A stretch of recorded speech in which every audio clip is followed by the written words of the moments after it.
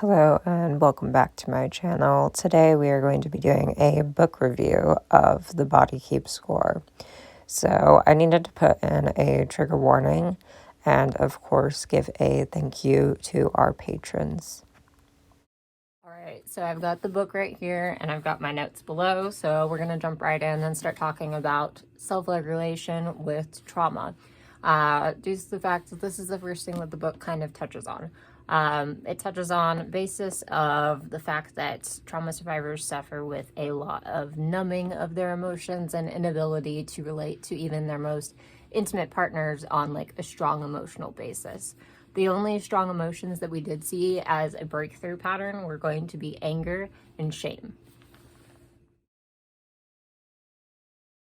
It was often said that these people were suffering with memories, which I think is a pretty accurate example of how trauma kind of impairs one's ability to focus on what is happening around them.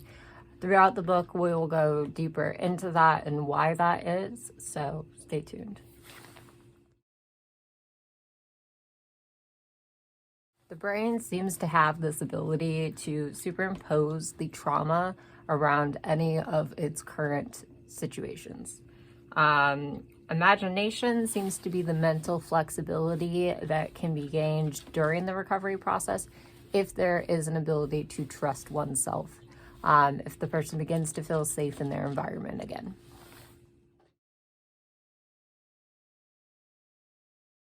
It was also noted that the act of telling the story was not enough to relieve the participants/patients of their symptoms. So merely talking about the incident wasn't something that could relieve them of the anxiety and the shame and the panic of that original traumatic incident.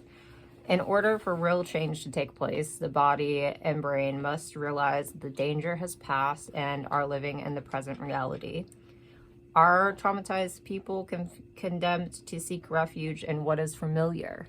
So now we're going to be moving into the topic of the compulsion to repeat, which is why you may often see survivors of childhood abuse end up with other perpetrators, basically. So you'll see the pattern of childhood abuse into domestic violence incidents because of this reason.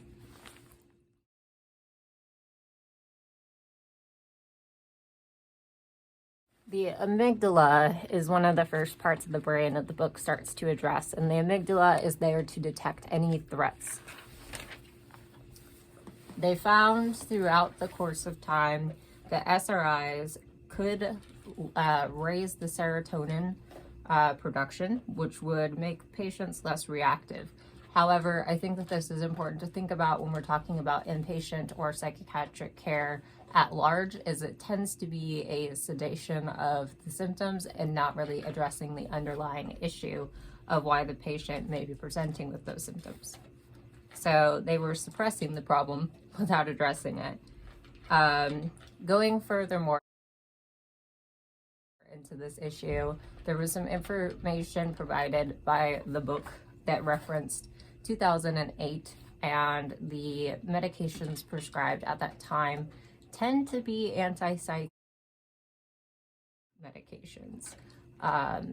So any type of antipsychotic was the highest prescribed class of medication in 2008 by Medicaid. And of those participants under the age of 5, so 5 or younger, in 2008, there were 19,000 cases of minors being prescribed antipsychotic medication. And this really just made them more trackable in the system, was basically what the findings were, is that they were able to ID that these children had behaviors that they were basically being told to mask through psychiatric intervention. So moving further on into the studies, we go into fMRIs, which allow us to see how the brain is lighting up with activity throughout both the lobes, and this is going back into the amygdala section. So the amygdala is reacting regardless of the time that has passed. The next thing that we're going to move into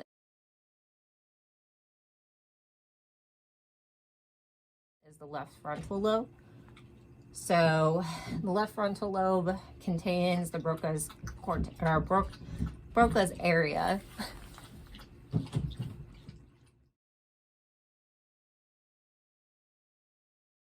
Broca's area is known as the speech center of the brain. So when we saw I was not there, when they saw a significant decrease in activity in the Broca's area, they were able to detect why people's range of speech was impacted by their trauma.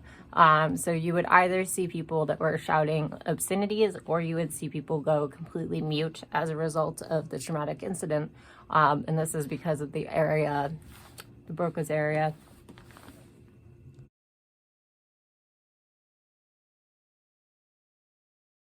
This is often as well why trauma doesn't seem to have a clear start, middle, and an end. It's because of the fact that the brain is not actually tracking that information. But why is the brain not tracking that information? Other than the misfiring of the amygdala and the inability to talk about the experience in totality, you will also see the manifestations of flashbacks here. The left and the right side of the brain are actually not communicating efficiently enough. The left side of the brain is responsible for most things, analytical, statistics, and things of that nature. So anything very factual, whereas the right side of the brain is responsible for processing our emotional responses and our responses to our sensory stimuli.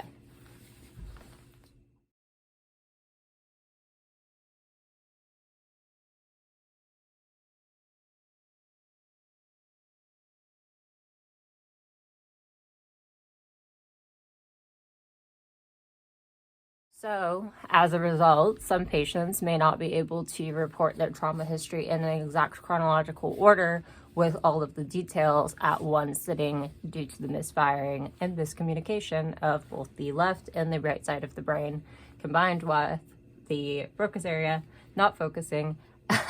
And then also, you've got the amygdala, which is misfiring, thinking that the threat is in the current moment.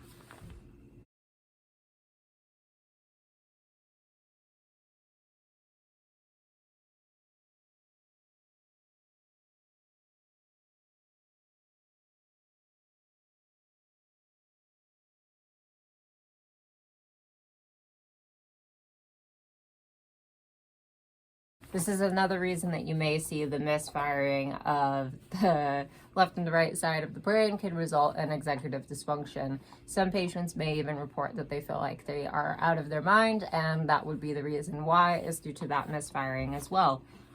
People tend to report that they are stuck in fight or flight response. Fawning was not mentioned in this category, however. So we tend to see an increase in heart rate that allows us to respond to the original incident. But when you have CPTSD or PTSD, you will see this overactive response of flight or fight, or even being stuck in it. And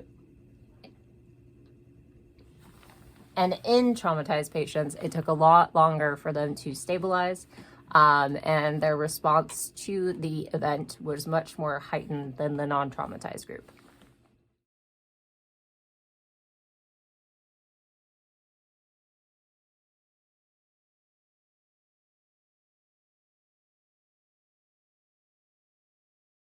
The last thing worth touching on in this section of part 1 of the Body Cube score was the treatment modalities that were beginning to be discovered other than SSRI methods happen to be EDMR, which tends to work on the premise of desensitization. So you are basically working through and processing those memories constantly in order to desensitize the patient. So this has not shown success, however, in one key important group. So childhood survivors, or those who have attachment disturbances, did not show improvement with EDMR, and that is just something to note. So with that being said, thank you so much for watching this video, and if you would like to continue and watch the series as I upload and read more of the book, please feel free to. And once again, this was the Body Cube Score, Part 1.